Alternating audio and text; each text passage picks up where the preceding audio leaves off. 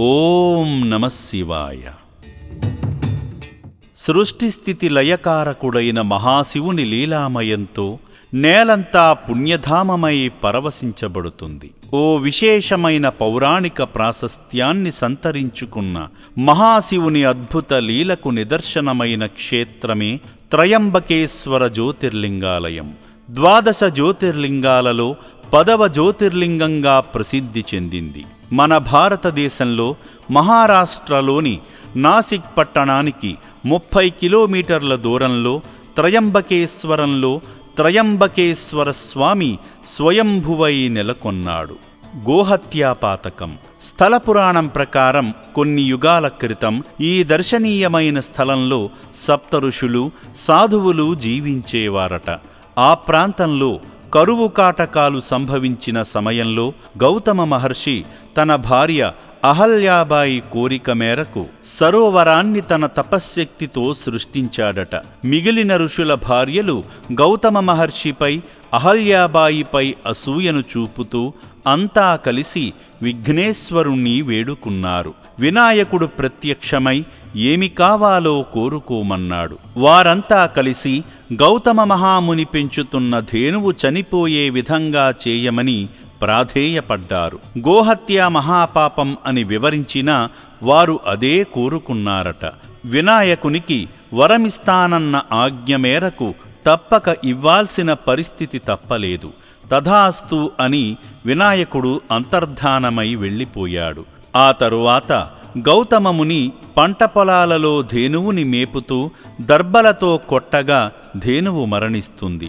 అక్కడకు ఋషులు చేరి గోహత్యాపాతకం పోవాలంటే గంగానదీ జలాన్ని ఈ ప్రదేశంలో ప్రవహింపజేస్తే ఆ పాతకం పోతుంది అని చెప్పగా గౌతమముని అహల్య చాలా సంవత్సరాలు ఘోరమైన తపస్సు చేసి శివుణ్ణి ప్రత్యక్షమయ్యేలా వేడుకున్నారు.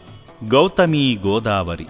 బ్రహ్మ, విష్ణు, మహేశ్వరులు మరియు ఆదిశక్తి ప్రత్యక్షమైనారట.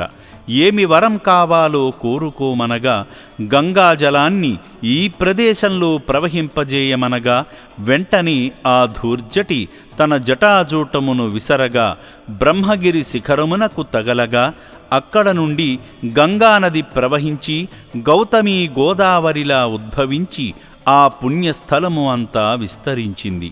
ఆ ప్రదేశమునే గోదావరి నదిగా పుట్టి బ్రహ్మ విష్ణు మహేశ్వర స్వరూపాలకు నిదర్శనమై త్రయంబకేశ్వరునిగా పానవట్టంలో స్వయంభువులై కొలువైనారు.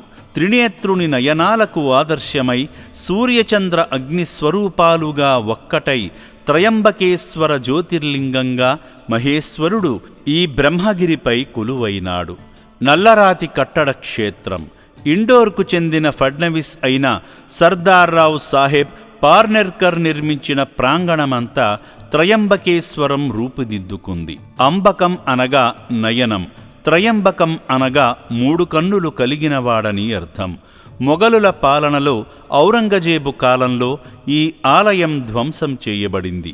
1730వ సంవత్సరంలో ఛత్రపతి శివాజీ సైన్యాధిపతి అయిన బాజీరావు పీష్వా ప్రస్తుతమున్న నల్లరాతి కట్టడ క్షేత్రంగా నిర్మించాడని శాసనాల ఆధారంగా తెలుపుతున్నాయి. త్రయంబకేశ్వర యాత్ర.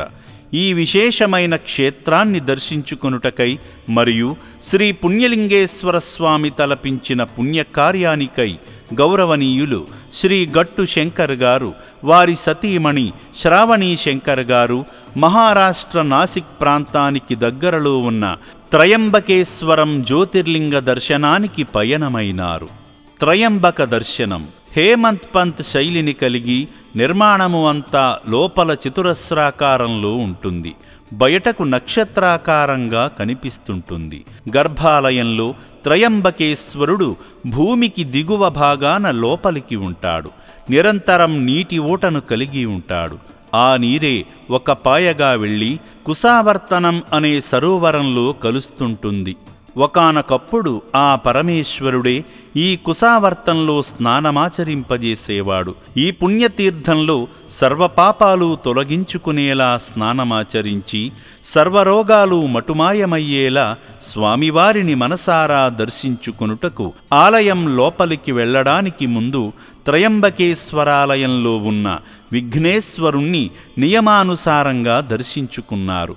ఆ తరువాత నందీశ్వరునికి తెలుపవలసిన విషయాన్ని తెలుపుకొని ప్రధాన ఆలయంలోకి చేరుకొని త్రయంబకేశ్వరుణ్ణి దర్శించుకున్నారు.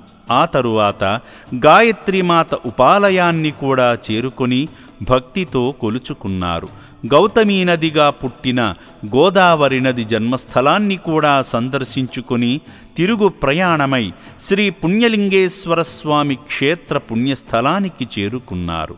ముందుగా జయసిద్ధి వినాయక దర్శనానికి నిదర్శనంగా గాయత్రీమాత ఉపాలయం, గంగా గోదావరి నదుల జన్మస్థల ప్రస్థానం, నందీశ్వరుని ప్రత్యేక దర్శనం, గణపతి ప్రత్యేక దర్శనం, త్రయంబకేశ్వరాలయంలో మమేకమై ఆశీర్వచనాల రూపంలో భక్తులకు శుభాలను కలిగింపజేసే గొప్ప భాగ్యానికి నిదర్శనంగా లోకాలను ఏలే లోకేశ్వరుణ్ణి, విశ్వమంతటా వ్యాపించిన విశ్వేశ్వరుణ్ణి, శ్రీ శ్రీ శ్రీ పుణ్యలింగేశ్వర స్వామి క్షేత్రమునందు ప్రతి సామాన్య భక్తుడు కూడా దర్శించాలనే ధ్యేయంతో గౌతమీ నది పవిత్ర గంగాజలాన్ని శ్రీ పుణ్యలింగేశ్వర స్వామి వారిపై ప్రోక్షించారు. ముక్తిని పొందుకునే భాగ్యంగా భక్తితో జయసిద్ధి వినాయకను దర్శించిన తరువాతే త్రయంబకేశ్వర జ్యోతిర్లింగ ప్రతిమను దర్శించాలనే నియమాన్ని సిద్ధింపజేస్తూ ప్రతిష్ఠించాలని తీర్మానం చేసుకున్నారు. విఘ్నేశ్వరుణ్ణి దర్శించనిదే త్రయంబకేశ్వరుణ్ణి దర్శించడానికి వీలులేని కారణంగా శ్రీ పుణ్యలింగేశ్వర స్వామి క్షేత్రంలో జయసిద్ధి వినాయకను ముందుగా దర్శించిన తరువాతే త్రయంబకేశ్వర జ్యోతిర్లింగ ప్రతిమను దర్శించుకునే సౌలభ్యంగా, సౌభాగ్యంగా, మోక్ష భాగ్యాన్ని ప్రసాదించే త్రయంబకేశ్వర జ్యోతిర్లింగ ప్రతిమను ప్రతిష్ఠిస్తున్నారు. కావున ప్రతి ఒక్కరూ ఈ విషయాన్ని గమనించి ముందుగా జయసిద్ధి వినాయకుణ్ణి దర్శించి త్రయంబకేశ్వరుణ్ణి దర్శించుకుంటేనే ఫలితం లభిస్తుంది, సర్వపాపాలు తొలగుతాయి. వచ్చే నవంబర్ 1వ తారీఖున స్వామివార్ల విగ్రహ ప్రతిష్ఠ జరగబోతుంది. ఆ రోజు నుండి త్రయంబకేశ్వరుని దర్శనం శ్రీ శ్రీ శ్రీ పుణ్యలింగేశ్వర స్వామి క్షేత్రంలో సర్వసామాన్యమైన భక్తులకు ఉచిత దర్శన భాగ్యంగా లభించబోతుంది. కావున ఆ సదావకాశాన్ని సద్వినియోగపరుచుకుంటారని ఉభయ తెలుగు రాష్ట్రాల త్రయంబకేశ్వర భక్తులకు సవినయంగా తెలియపరుస్తున్నాము. ధన్యవాదములు. సర్వే జనాః సుఖినో భవంతు.